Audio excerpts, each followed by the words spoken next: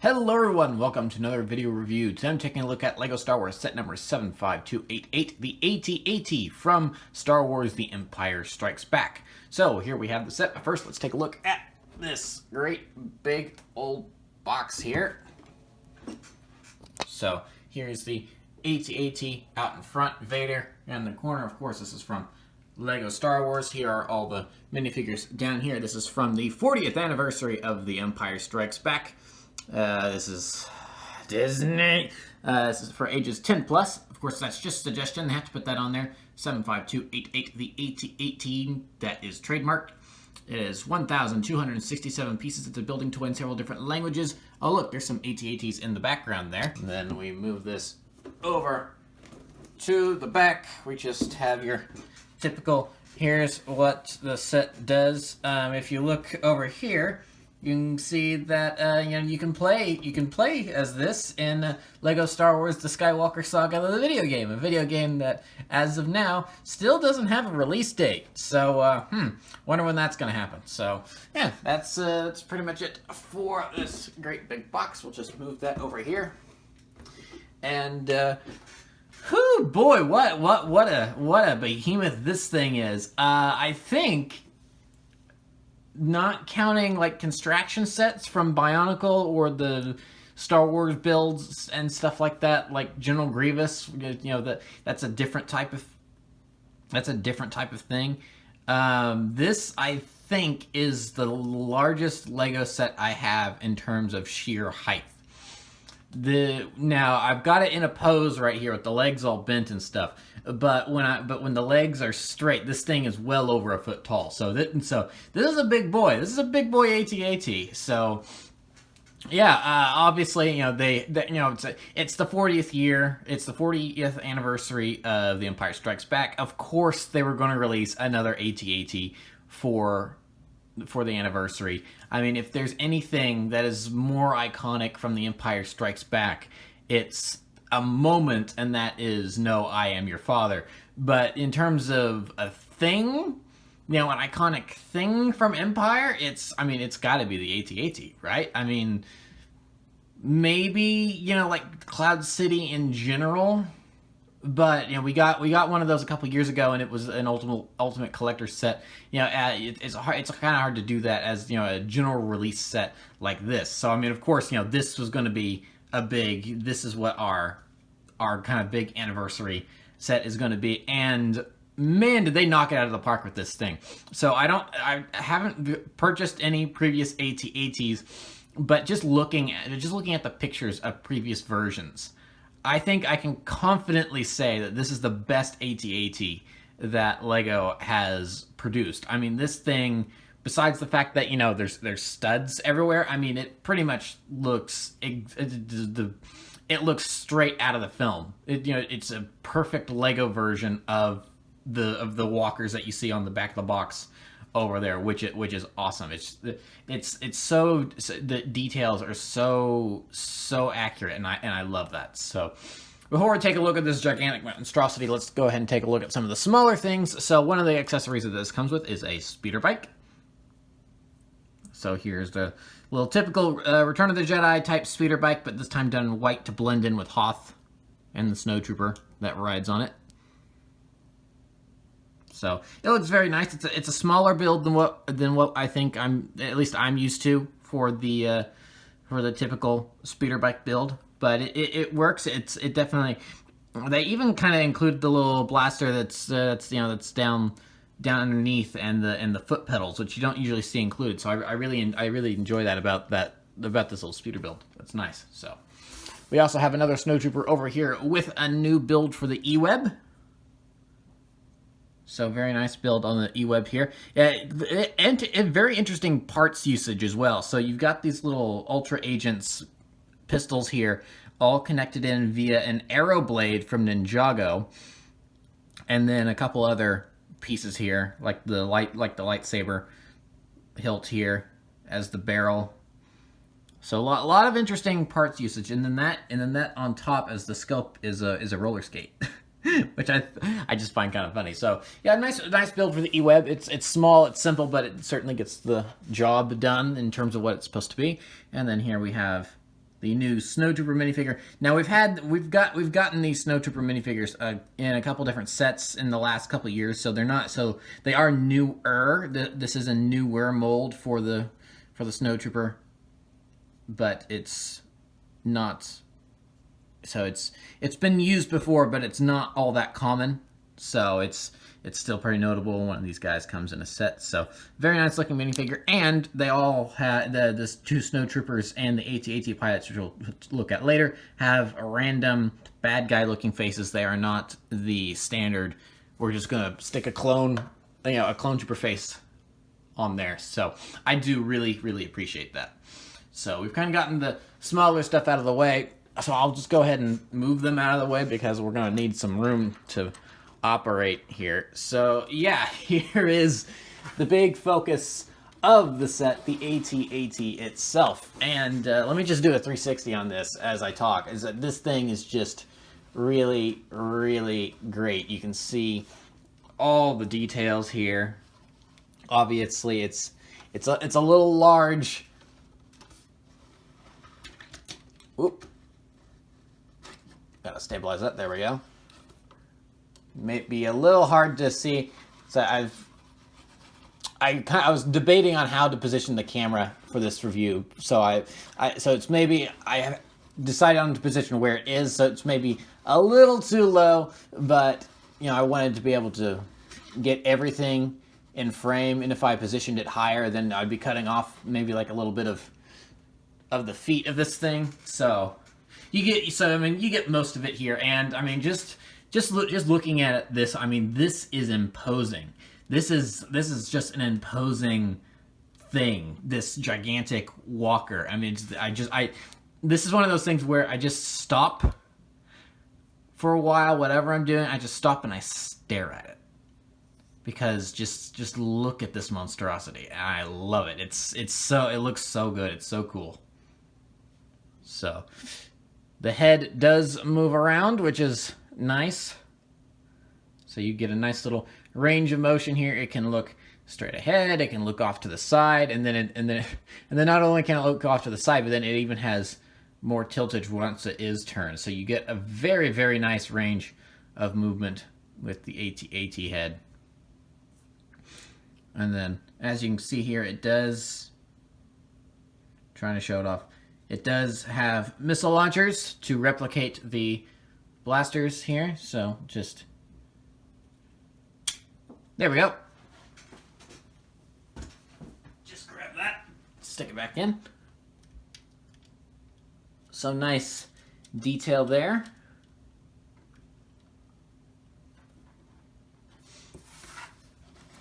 Just move this over and then we'll go ahead and take a look at another one of our minifigures. Here we are. So here we have Luke Skywalker in his X-Wing / Snowspeeder Rebel pilot outfit.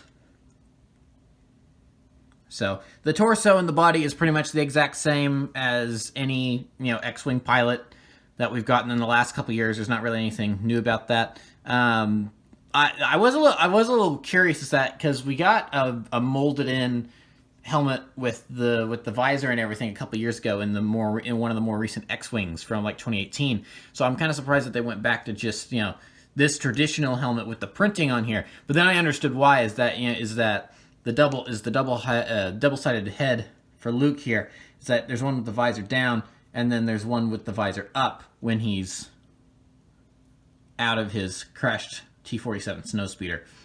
So he does also come with a thermal detonator here for him to chuck inside the AT-AT. So obviously, he can't hold all three. He can't be holding on to the grapple gun, and he can't be holding on to the thermal detonator, and he can't be holding on to the lightsaber all at the same time while he's up there. So I just leave the thermal detonator off to the side.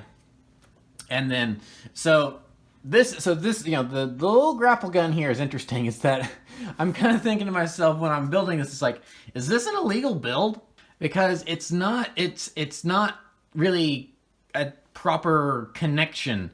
It's it's a piece of string tied on to one of the Ultra Agent's pistols. So it's just kind of it doesn't feel very secure depending on how confident you are in your knot tying. And I'm not very confident in my knot tying. I'm not good at knots. So it does kind of feel a little bit like an illegal build. So I'm not too fond of that. It's like I kind of wish they would have figured out how to do that better. But oh well, it is what it is. So we'll move this a little closer right here to show off some of the details. So let's see here. I think it's on this side. Yeah, here we go. So now when you have Luke up here, you can pull that down, and so then there's the hatch that he then cuts open to toss in the grenade to blow the thing up from the inside. So that's a cool detail. I do really like the fact that they put that in there. They didn't necessarily need to do that, but they did. So that's really cool. So let's see here. I've had it in its pose long enough. Let's go ahead and straighten out these legs just so it's a little more stable while we kind of look at some of the interior stuff. So there we go. Standing up very, very straight. And so then this thing has a full interior, as you can see here. Let's go ahead and lift up that side panel there and take a look inside. You got several seats to put snowtroopers on, and then you can see the cable there and the winch that it's connected to. We'll explore that here more in a moment. Lower that down so you can put your snowtroopers in there, and then we can come around to the back here and lift up a hatch and pull that down, and then you can take your speeder bike and just slip it in there. Now, I'm not sure I'm going to be able to really put it in all the way with the snowtrooper. Well, actually, hold on. Maybe I am. Oh, yeah. Okay, so you can totally put that, you can totally fit the entire thing on there with the snowtrooper on there. That's, I didn't think that you'd be able to do that, so. So yeah, so there's your storage for the speeder bike, and then you can also, so you can have your snowtrooper sitting in there, you can have the speeder bike in there, and then there's not really a space for it to go. You just have to kind of throw it in there, but the E-Web will also fit in there for storage. And what was that? Minifigure from a previous review sitting over here that I totally forgot to replace. Oops. Okay, so ignore that. So let's see here. Now, as I said, let's take a look at that winch. So we can open this up here, and then here we have this. Let's see here, I'm doing that the wrong way. There we go. So we do that, and then, obviously that's not supposed to happen, but as you can see, that is going into the AT-AT. And so now we have no dangling, grapple gun there. So now we can come to the front here with the head. I've already shown off the missile launcher, so I'll just go ahead and open this up. I'm aware it's out of frame. Just give me a second here. I'm gonna grab the minifigures and take a look at them before we really take a look at the interior here. Oh, come on. There you go. All right, so here we have one of the AT-AT pilots. They look exactly the same, so I'll just be taking a look at one of them. So, very nice design here. I've always liked the AT-AT pilots. That kind of, because they have more of that bluish gray look to them as opposed to the stark white or black that other Imperials have on them. Because like these guys, it's interesting how much detail work and stuff went into making Empire Strikes Back and diversifying the forces of the Empire in terms of their armor design and stuff, because I don't think anyone would have really batted an eyelash if the drivers for the AT-AT were just regular old TIE pilots. It's like, that's just what these the drivers and stuff look like for all the vehicles, TIE fighters, Star Destroyers, AT-ATs, they just all have that black armor, but they actually, it's still a TIE pilot helmet, but the color scheme is a little different. So that is just a really cool detail about Empire Strikes Back, is that they really took the time to show that no, there are different troopers for different jobs. I mean, the same can go for the snow troopers. Really, is that those could have just been regular stormtroopers, and it would have been a thing. It's the stormtrooper gear allows them to survive in the cold, but no, it's so cold that they do actually need special snow forces that are actually suited for the cold. So that's why you have the snow troopers. So a lot of really cool universe building work went into The Empire Strikes Back that now we just kind of, I don't want to say take for granted, but now it's just the norm. Where back then, it's like it was just kind of a, it was kind of a big deal. So here we have General Veers.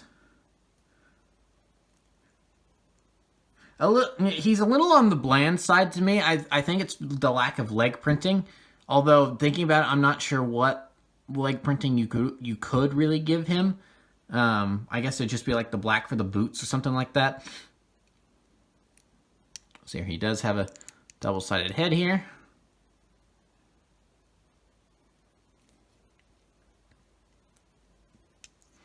So a nice new rendition of General Veers. He's a minifigure we've definitely gotten in the past, but I'm pretty sure that this piece is new. This is a whole new molded and printed piece, which is nice. I do like that.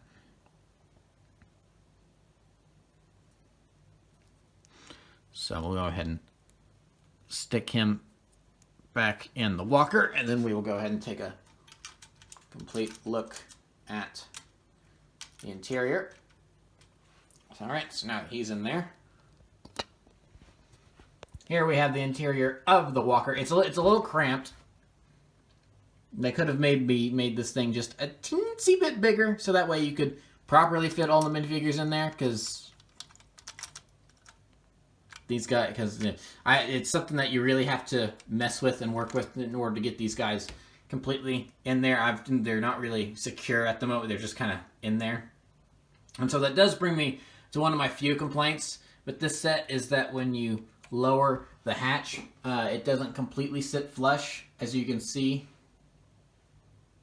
because of the minifigures in there. I mean, it's definitely shut. It's definitely shut, but when you don't have minifigures in there, this sits much more flat. So that's just kind of a small little nitpick. It's not really that big a deal. But something I do have a more major complaint about is, and it's again the same thing, is this, the hatch itself. My hatch is modified. I've got these plates up here, as you can see, and they're not actually really matchy either, because it's a 3x1 and then a single and a single.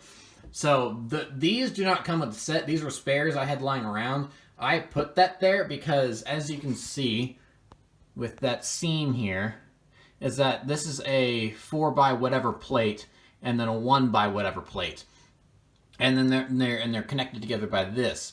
This being the only connection point, for whatever reason, is not that strong. So this thing would always threaten to come off, which is why I put that extra bit of connection there to support it. So that was again, it's not a great big deal breaker of a problem where it's like, this is a major flaw that really messes with like the structural integrity of the set or anything, but it was kind of just an annoying little, this thing doesn't want to properly hang on. So I did modify that. So that's kind of my one major complaint with the set, and even then, and if that is my major complaint with this set, is that a plate didn't stick on properly. So I just added on a couple. I added on a couple tile pieces just to make sure it stuck on properly. That's not a huge deal. If I have to have like one more little nitpick, I wish that we had a couple more plates for kind of the inside of the legs, because the Technic beams are kind of visible, but that's kind of a minor nitpick. It's not a big deal, because I mean, you look at this thing, like I said, this thing is imposing. It perfectly gets the design down of the AT-AT, and I love it. This thing is awesome. So overall, this is a very, very, very good set that is just fantastic, and I love it. But it presents a major problem, is that, as I said, this is the tallest Lego set I own, and because of that, I don't know where to put it. It doesn't fit on my shelf, people. which is a bit of a problem. So I need to do some rearranging, or I need to. No, actually, no, I can't. No, I can't do a rearranging because of the way my shelves work. I've got it's yeah, the I would have to like.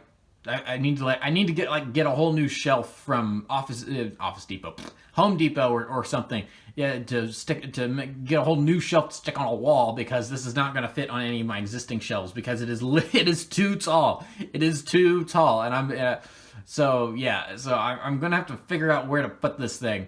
But it is awesome. I mean, it is really awesome. So I think this is hands down the best AT-AT that LEGO has come out with. I'm excited to play it in Skywalker Saga whenever that game comes out. You know, they say it's going to come out this year. At this point, I'm kind of doubtful it's going to come out this year. I mean, it may be next year, maybe 2022 before it comes out. I mean, I want TT to take their time and make sure it's just a good game, and I will play it when it eventually comes out.